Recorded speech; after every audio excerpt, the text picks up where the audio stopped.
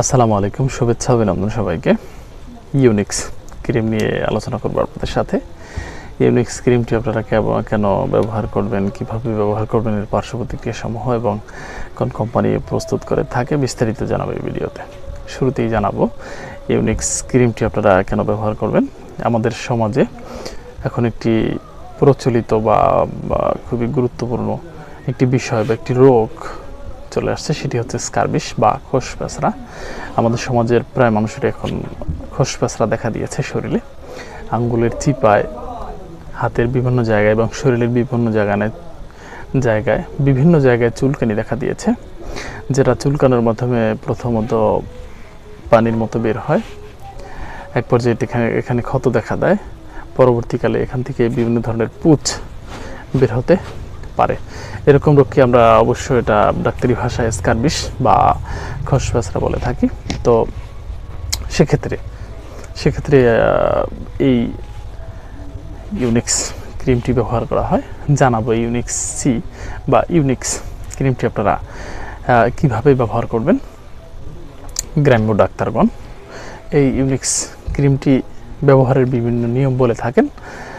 আমরা অনেকেই সঠিকভাবে এই ক্রিমটি ব্যবহার করতে পারি না, বা করলেও এর পাশাপাশি আরও কিছু কাজ রয়েছে যেগুলো করা হয় না, যার ফলে আমাদের স্কারবিস বা খোসপেঁচড়া রোগটি পুরোপুরি রিমুভ হয় না বা পুরোপুরি ধ্বংস হয় না।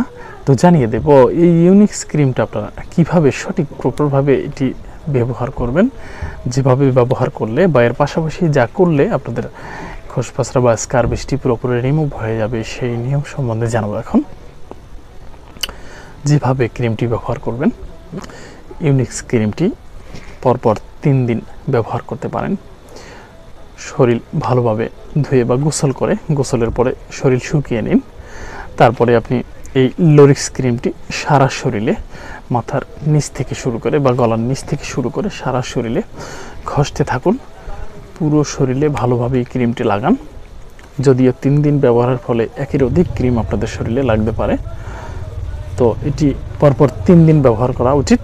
এর পাশাপাশি যেটি করা উচিত, আপনাদের জামা কাপড় এবং আপনাদের শোয়ার বিছানার চাদর থেকে শুরু করে বালিশের কভার, সমস্ত